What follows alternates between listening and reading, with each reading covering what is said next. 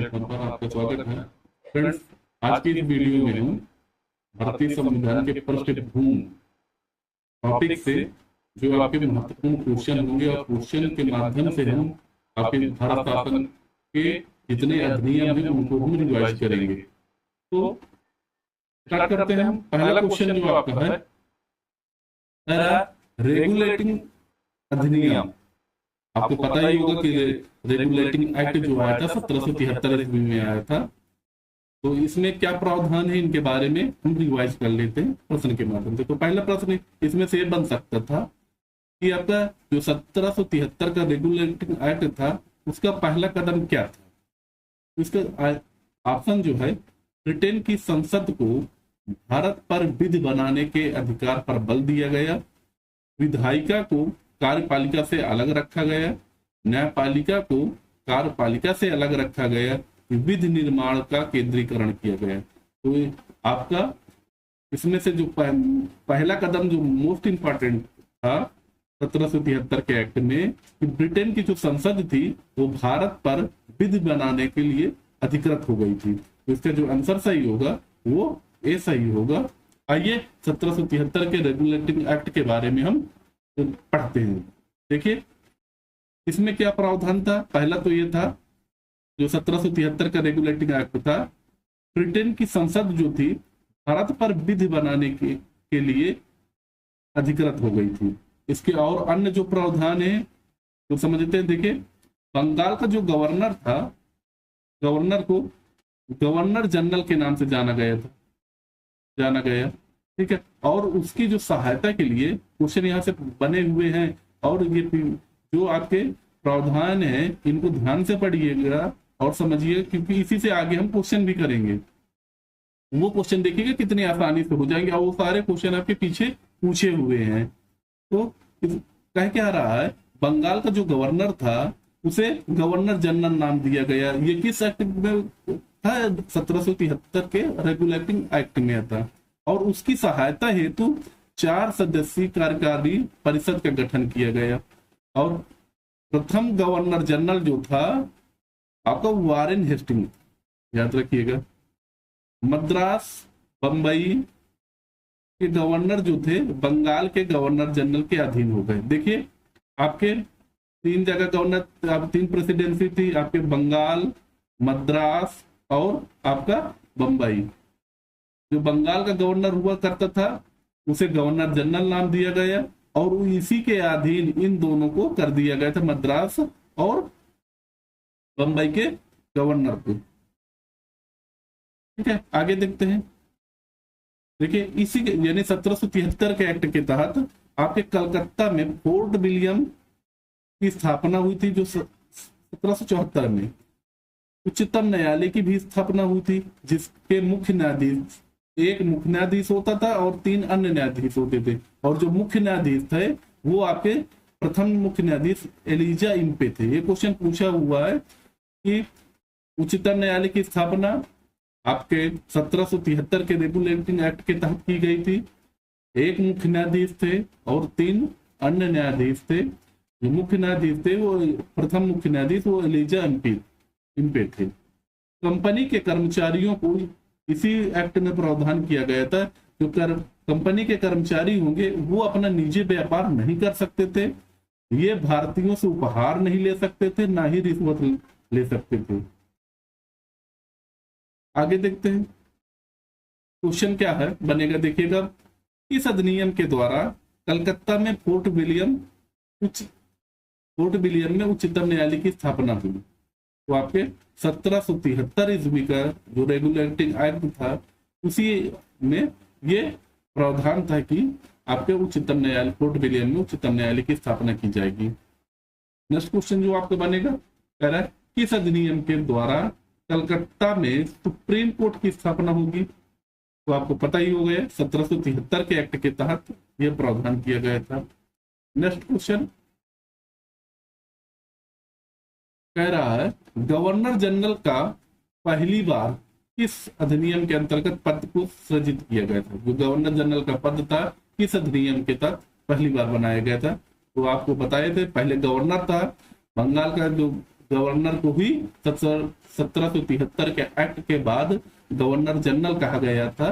तो आपका 1773 का जो रेगुलेटिंग एक्ट है वो गवर्नर जनरल के पद को समाप्त कर गए, गवर्नर के पद को समाप्त करके गवर्नर जनरल कहा गया था उसी व्यक्ति को, जो आपके वारेन हेस्टिंग पहला आपका गवर्नर जनरल बना था।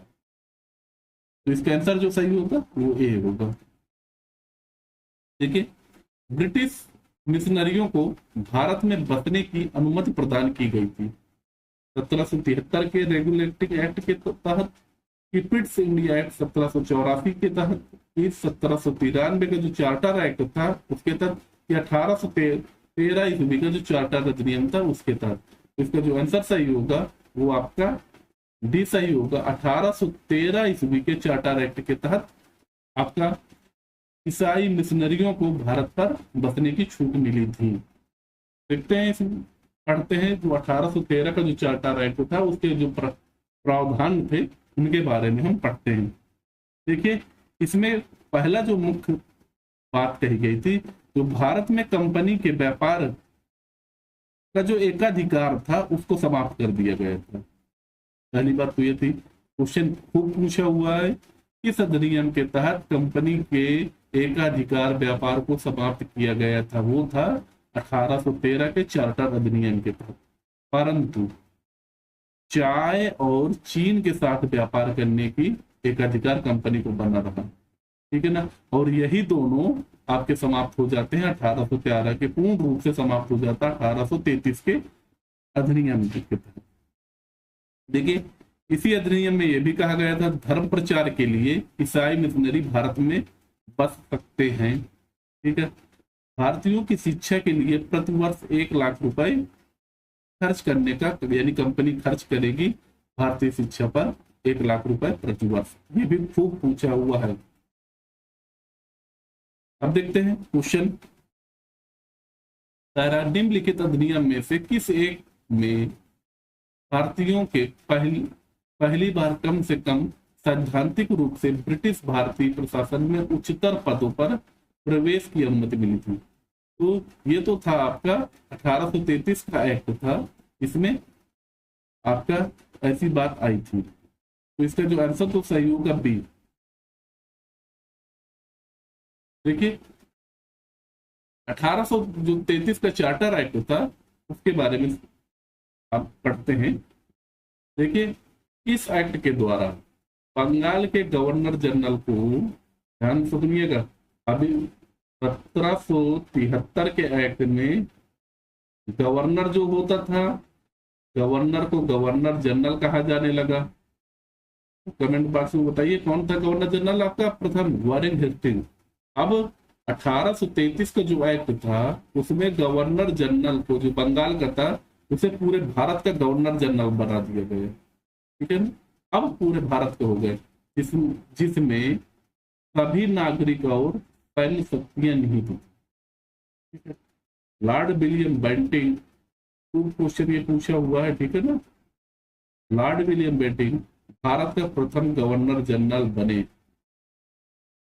बंगाल का प्रथम गवर्नर जनरल कौन बना? वारेन हेस्टिंग 1773 के एक्ट के तहत, और 1833 के एक्ट के तहत जो गवर्नर, बंगाल का गवर्नर जनरल था, उसे भारत के गवर्नर जनरल कहा गया। और उस पे सभी सैन्य आपकी शक्तियां व नागरिक शक्तियां निहित थी। और ये प्रथम, भारत के प्रथम गवर्नर जनरल जो था वो आपका विलियम बेंटिंग बना। जो मद्रास और बंबई के गवर्नर को विधायिका संबंधी शक्ति से वंचित कर दिए गए, ठीक है ना। और जो मद्रास और बंबई के जो गवर्नर थे उन्हें विधि बनाने से संबंधित जितने भी वो थे वो अपना खत्म कर दिए गए, उनके इस पावर को। आगे, एक वाणिज्यिक निकाय के रूप में, ठीक है, ध्यान से समझिएगा, जो ईस्ट इंडिया कंपनी थी इसकी गतिविधियां समाप्त कर दी गई, ठीक है ना। कंपनी जो थी विशुद्ध रूप से एक प्रशासनिक निकाय बन गई। इसी अधिनियम के, यानी उसकी जो पूर्ण रूप से 1833 के, हमने आपको बताया था लास्ट स्लाइड में कि जो 1813 ईस्वी में कंपनी के एकाधिकार, व्यापार में जो एकाधिकार था उसको तो समाप्त कर दिया गया, लेकिन चाय और चीन के साथ एकाधिकार बना था। 1833 में उस समस्त अधिकारों को समाप्त कर दिया गया था, सिर्फ एक प्रशासनिक निकाय के रूप में कार्य कर रही थी। ठीक है, इसी अधिनियम में सिविल सेवकों के चयन के लिए एक खुली प्रतियोगिता की बात कही गई थी, है ना। सिविल सेवकों के चयन हेतु खुली प्रतियोगिता की बात कही गई थी, और यहीं से आपका शुरुआत होता है। भारतीयों को कंपनी के तहत किसी भी स्थान पर कार्यालय और रोजगार से वंचित नहीं किया जाएगा। ठीक है, अधिनियम के द्वारा यह भी कहा गया था, जो गवर्नर जनरल की परिषद थी उसमें एक विधि सदस्य की नियुक्ति होगी। मोस्ट इंपॉर्टेंट, यहाँ पर आपके गवर्नर जनरल की जो परिषद होगी उसमें एक विधि सदस्य होगा, और ये इस पद को सर्वप्रथम जो धारण किया था वो आपके मैकाले ने। प्रथम विधि सदस्य कौन बना? मैकाले बना। ठीक है, आइए क्वेश्चन को हल करते हैं। देखिए, किस अधिनियम में पहली बार भारतवासियों को अपने देश के प्रशासन में कुछ हिस्सा लेना संभव बनाया? तो वो था 1833 के चार्टर एक्ट के तहत आपका ये प्रावधान किया गया था। नेक्स्ट जो क्वेश्चन होगा, देखिए, निम्नलिखित अधिनियमों में से किस अधिनियम द्वारा गवर्नर जनरल की परिषद में एक विधि सदस्य की नियुक्ति की गई? फ्रेंड्स, ये क्वेश्चन बहुत इंपॉर्टेंट, आपको कई बार पूछा हुआ है। ठीक है, तो ये आपका अभी जस्ट हमने आपके पास बताया है, 1835 के अधिनियम के तहत एक विधि सदस्य आपका 33 के तहत आपका विधि सदस्य की नियुक्ति हुई है, और लॉर्ड मैकाले प्रथम विधि सदस्य।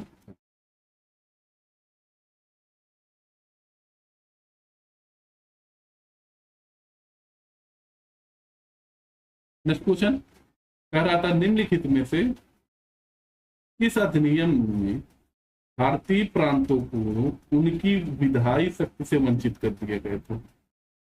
ये था आपका 1833 के जो एक्ट था उसके तहत।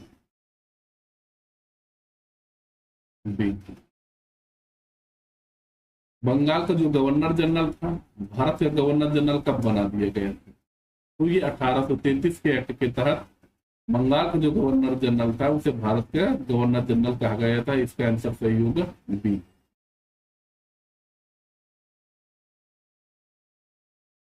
निम्नलिखित में से किस अधिनियम द्वारा ब्रिटिश ताज ने भारतीय प्रशासन को अपने हाथों में ले लिया? ठीक है, तो ये आपका होगा जाके 1773 के अधिनियम के तहत तो होगा ही नहीं, 1853 के तहत होगा ही नहीं, जो आपका होगा जाके 1858 के अधिनियम के तहत का ये होगा। ठीक है, अब कह रहा 1800 अगला कुछ 1861 के अधिनियम की प्रमुख विशेषता क्या थी? गवर्नर जनरल को आवश्यकता पड़ने पर अध्यादेश जारी करने की शक्ति मिल गई थी, बात सही है। ठीक है, प्रांतों को स्थानीय विषयों के संबंध में कानून बनाने का अधिकार मिल गए थे, ये भी बात सही है। उत्तरदायी शासन की स्थापना की गई, ये भी बात सही है। यानी इसमें से जो कहे गए ये चारों कथन सही है। देखिए, अब 1861 का जो अधिनियम है उसके बारे में थोड़ा सा पढ़ते हैं। ठीक है, आपका जो 1858 का जो अधिनियम था, इस अधिनियम की एक जो बात थी, गवर्नर जनरल के पद को समाप्त जब आपके 1857 की क्रांति के बाद आपका 1858 का अधिनियम आता, जिसमें से गवर्नर जनरल के पद को समाप्त कर करके वायसराय पद को सृजित किया गया था। ठीक है, तो ये अब 1858 के बाद से गवर्नर जनरल पद हटकर वायसराय के रूप में कन्वर्ट हुआ है, इसको याद रखिएगा। वायसराय, इसमें जो 1861 का अधिनियम था उसमें क्या प्रावधान था? वायसराय की कार्यकारिणी परिषद का विस्तार कर दिया गया था। इसमें एक 5वां सदस्य को सम्मिलित किया। पहले 4 सदस्य थे 1858 के अधिनियम में, गवर्नर जनरल के पद को समाप्त किया गया, उसकी जगह आया आपका वायसराय पद। वायसराय को जो आप हेल्प करने के लिए 4 सदस्य नियुक्त किए गए थे। 1861 में 4+1 सदस्य और कर दिया गया था इसकी कार्यकारिणी में। ठीक है, वायसराय की कार्यकारिणी परिषद को अधिक सुविधा देने के लिए कानून बनाने की इजाजत दे दी गई।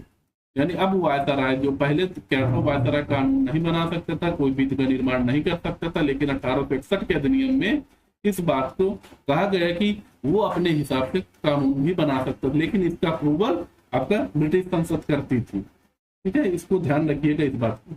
अब इसी अधिनियम के तहत मोस्ट इंपॉर्टेंट है, इसी अधिनियम के तहत कैनिंग ने विभागीय प्रणाली की स्थापना की थी और यहीं से मंत्रिमंडल व्यवस्था की शुरुआत हुई थी। ये क्वेश्चन कई बार पूछा हुआ, विभागीय प्रणाली की शुरुआत किसने की थी? लॉर्ड कैनिंग ने किया था। मंत्रिमंडल व्यवस्था की स्थापना किसने किया था? आपके लॉर्ड कैनिंग के समय से मंत्रिमंडल व्यवस्था शुरू हुई थी। ठीक है, कानून बनाने के लिए क्या होता था? न्यूनतम 6 और अधिकतम 12 सदस्य वायसराय मनोनीत कर सकता था। इनमें से न्यूनतम आधे सदस्य गैर सरकारी होते थे, याद रखिएगा। इस तरह कानून बनाने की जो प्रक्रिया में भारतीयों के शामिल होने की गुंजाइश बनी। ठीक है, आगे क्वेश्चन होगा, भारत शासन अधिनियम जो 1919 था के अंतर्गत भारतीय विधायिका का अंतिम निर्वाचन किस वर्ष में आयोजित किया गया? वो था 1945 में। इसे याद रखिएगा, आगे और क्लियर हो जाएगा। ये कह रहा था भारत के लिए उच्चायुक्त के पद पर अधिनियम सृजन कब किया गया था? वो था 1919 का अधिनियम जो था में किया गया था। इसका आंसर जो सही होगा वो डी होगा। भारत सरकार अधिनियम 1919 किस पर आधारित है? मॉडलेमेंटो, ये तो 1909 का है। और मॉन्टेग्यू चेम्सफोर्ड की रिपोर्ट जो आई थी वो 1919 है। तो इसका जो आंसर तो सही होगा आपका 1919 ये होगा, लेकिन इसका मॉन्टेग्यू चेम्सफोर्ड रिपोर्ट का जो प्रकाशन हुआ था 1918 में हुआ था। इसे याद रखिएगा। प्रांतों में आंशिक उत्तरदायी सरकार, याद रखिएगा, प्रांत और केंद्र। जब प्रांत की बात करेगा तो 1919 और जब केंद्र की बात करेगा तो 1935 के अधिनियम में ये उत्तरदायी के लिए यानी द्वैध शासन की स्थापना हुई थी। प्रांतों के लिए आपके 1919 और केंद्र के लिए 1935 की बात है अधिनियम में। ठीक है, तो सीधा सा प्रांत की जहां बात सीधा से कह देना गवर्नमेंट ऑफ इंडिया एक्ट 1919। ठीक है, अब सन 1919 के अधिनियम के अंतर्गत दी गई द्वैध शासन व्यवस्था निम्नलिखित में से किस एक के परिवर्तन के लिए संतुष्ट की गई थी? यानी द्वैध शासन व्यवस्था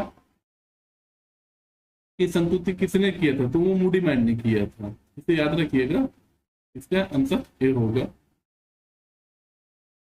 नेक्स्ट क्वेश्चन है, 1919 के अधिनियम की प्रस्तावना में निम्न बातें थी। प्रशासन में भारतीयों का संपर्क बढ़ाया जाए, स्वशासन की संस्थाओं का विकास किया जाए। तो जो 1919 के जो अधिनियम था उसकी प्रस्तावना में प्रशासन में भारतीयों का संपर्क बढ़ाया जाए, इस बात का जिक्र था। ठीक है, नेक्स्ट क्वेश्चन, मॉन्टेग्यू चेम्सफोर्ड सुधार का प्रकाशन कब हुआ था? वो आपको 1918 में हुआ था। ये याद रखिएगा, और ये बहुत ज्यादा इंपॉर्टेंट है। आंसर डी होगा। भारत सरकार अधिनियम 1919 द्वारा लागू किए गए सुशासन के बारे में कौन सा सही है? 1919 में कहां पर लगेगा? केंद्र पे नहीं लगेगा, राज्य पर लगेगा। याद रखिएगा, यह केंद्र तथा प्रांतीय स्तर पर दोहरी शासन व्यवस्था थी। हाँ, बात सही है। अब प्रांतीय विषय आरक्षित तथा स्थानांतरित विषयों में विभाजित किए गए थे, ये भी बात सही है। विधान परिषद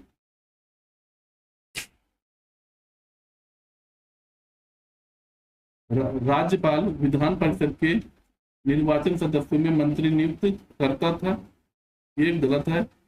राज्यपाल के पास बहुमत के लिए के निर्णय का प्रत्यादेश करने की शक्ति थी, ये आपका सही है। यानी इसका जो आंसर सही होगा वो आपका सी सही होगा। निम्नलिखित में से किस एक अधिनियम ने भारत में संघीय शासन की व्यवस्था की थी? संघीय शासन की स्थापना आपके भारत शासन अधिनियम 1935 में हुई थी। तो इसका जो आंसर होगा, याद रखिएगा, क्वेश्चन काफी बार पूछा हुआ है, संघीय शासन की स्थापना आपके 1935 के अधिनियम के तहत हुआ था। निम्नलिखित में से किस अधिनियम ने केंद्र में, देखिए अब मिल गए ना आपको, केंद्र ने में द्वैध शासन लगाया था। जब राज्य में द्वैध शासन की बात करेंगे तो आपको 1919 का अधिनियम आएगा, और जब केंद्र में बात करेंगे तो 1935 का अधिनियम आएगा। तो इसका आंसर जो सही होगा वो आपका ए सही होगा। किस अधिनियम के द्वारा अंग्रेजों ने अखिल भारतीय संघ प्रस्तावित किया था? तो वो था आपका, देखिए, अखिल भारतीय संघ, ये भी याद रखिएगा, अखिल भारतीय संघ की जो स्थापना जो हुई थी वो 1935 के अधिनियम के तहत 1937 में हुई थी। तो भी याद रखिएगा, अखिल भारतीय संघ की स्थापना 1935 के अधिनियम के तहत 1937 में हुई थी। इसका आंसर जो सही होगा वो डी आपका। भारत सरकार अधिनियम के अधीन एक संरक्षक न्यायालय का गठन किया गया जो कहलाता था आपके किसके तहत? वो आपके फेडरल संघीय न्यायालय। इसमें से ये तीनों आपके नहीं होंगे। क्वेश्चन एक बार ध्यान से फिर से पढ़िए। भारत सरकार अधिनियम के अधीन एक संरक्षक न्यायालय का गठन किया गया था। उसे क्या कहते थे? उसे फेडरल न्यायालय यानी संघीय न्यायालय कहते थे। 1935 के अधिनियम के तहत 1937 में संघीय न्यायालय की स्थापना हुई थी। नेक्स्ट क्वेश्चन जो है, कह रहा था निम्नलिखित में से किस अधिनियम द्वारा संवैधानिक निरंकुशता का सिद्धांत प्रवृत्त किया गया? आपका 1909 भारतीय काउंसिल अधिनियम, और आपका 1919, 1935 और 1947। कह रहा है संवैधानिक निरंकुशता का सिद्धांत प्रवृत्त किया गया था, वो आपके 1945 के अधिनियम के तहत किया गया था। आंसर सही होगा डी। 15 अगस्त 1947 की मध्य रात्रि को अंतरिम संसद के रूप में किसने सत्ता ग्रहण किया? याद रखिएगा, बहुत इंपॉर्टेंट क्वेश्चन है। 15 अगस्त 1947 की मध्य रात्रि को अंतरिम संसद के रूप में किसने सत्ता ग्रहण की? आपका केंद्रीय विधानसभा, विधानसभा, अंतरिम सरकार और आपके चैम्बर ऑफ प्रिंसेस। तो आपका संविधान सभा ने आपके सत्ता ग्रहण की थी, ये याद रखिएगा। आपको तो इसका आंसर जो सही होगा वो आपका बी सही होगा। ठीक है। ये होगा 15 अगस्त 1947 की जो मध्य रात्रि को अंतरिम संसद के रूप में संविधान सभा ने सत्ता ग्रहण की थी। इसके बाद संविधान सभा ने लॉर्ड माउंटबेटन को, याद रखिएगा, ध्यान समझिएगा, संविधान सभा ने लॉर्ड माउंटबेटन को भारत का प्रथम गवर्नर जनरल बनाया और 15 अगस्त की प्रातः पंडित नेहरू के नेतृत्व में एक मंत्रिमंडल को शपथ दिलाई। ठीक है, आज समझ पे आ रही होगी कि आपका जो सत्ता ग्रहण की थी संविधान सभा ने किया था, और संविधान सभा ने लॉर्ड माउंटबेटन को भारत के प्रथम गवर्नर जनरल बनाया और पंडित नेहरू को मंत्रिमंडल नेतृत्व में, यानी पंडित नेहरू को आपका प्रधानमंत्री नियुक्त किया और उसी के नेतृत्व में मंत्रिमंडल के शपथ दिलवाई। नेक्स्ट क्वेश्चन जो है, निम्नलिखित में से भारतीय स्वतंत्रताओं का अधिकार किस पत्र में दिया गया है? ठीक है, भारतीयों को स्वतंत्रता का अधिकार किस पत्र में दिया गया था? वो आपके महारानी की जो घोषणा थी 1858 के पत्र में दिया गया था। तो इसका जो आंसर होगा वो डी होगा। नेक्स्ट क्वेश्चन, आइए इसके बारे में थोड़ा सा पढ़ लेते हैं। महारानी की जो घोषणा थी 1858 में भारतीय स्वतंत्रताओं का अधिकार पत्र कहा गया। ठीक है, भारत शासन अधिनियम 1858 में यह प्रावधान किया गया था कि भारत में कंपनी का शासन का अंत कर दिया जाएगा और भारतीय शासन संचालन का दायित्व ब्रिटिश क्राउन को सौंप दिया जाएगा। कोर्ट ऑफ डायरेक्ट टैक्स और कोर्ट ऑफ कंट्रोल को समाप्त करके एक नए पद का सृजन किया जाएगा जिसे भारत सचिव के नाम से जाना जाएगा। और इसमें भारतीय प्रशासन पर संपूर्ण नियंत्रण की शक्ति निहित थी। भारत सचिव की सहायता हेतु 15 सदस्यीय परिषद का गठन किया गया, जो एक सलाहकार समिति थी। परिषद के अध्यक्ष भारत सचिव को बनाया गया और गवर्नर जनरल का पद समाप्त करके वायसराय के रूप में किया गया और लॉर्ड कैनिंग प्रथम वायसराय के रूप में कार्य किए। ये रहे आपके प्रमुख क्वेश्चन। उम्मीद करते हैं कि इस क्वेश्चनों को हल करके आपके कुछ कंफ्यूजन दूर हुए होंगे और कुछ नए क्वेश्चन आपको मिले होंगे। जो नए क्वेश्चन आपके थे उन्हें आप लिख जरूर लीजिएगा। फ्रेंड्स, मिलते हैं ऐसे वीडियो के लिए। चैनल को सब्सक्राइब करके रखिएगा। आगे हम और ऐसे ही क्वेश्चनों को चर्चा करेंगे। तब तक के लिए नमस्कार, धन्यवाद।